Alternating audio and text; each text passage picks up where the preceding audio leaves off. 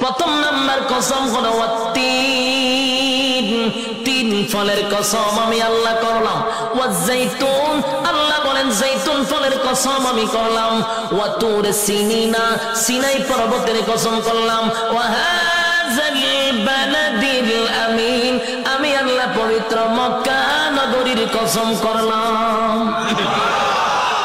কসম হলো কয়টা?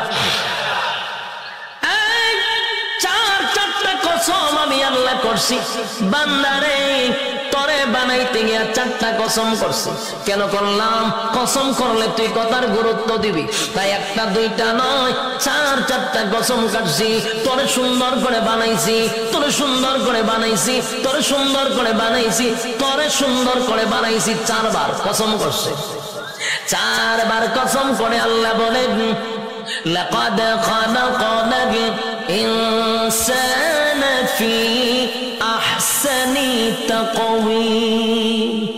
রব্বে কারীম বলেন,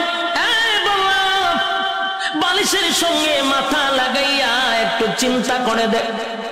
আমরা তো ঘুমাইয়া থাকি, দুনিয়া নিয়ে চিন্তা করি আর ঘুমাই না। মাঝে মধ্যে একটু বালিশের সঙ্গে মাথা লাগাইয়া একটু চিন্তা করবেন আল্লাহর নিয়ামতের উপরে।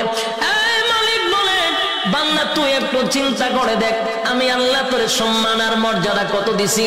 বান্দারে তোর সম্মানের চেয়ে বেশি কারণ আমি আল্লাহ ফেরেশতার এত সম্মান দেই নাই।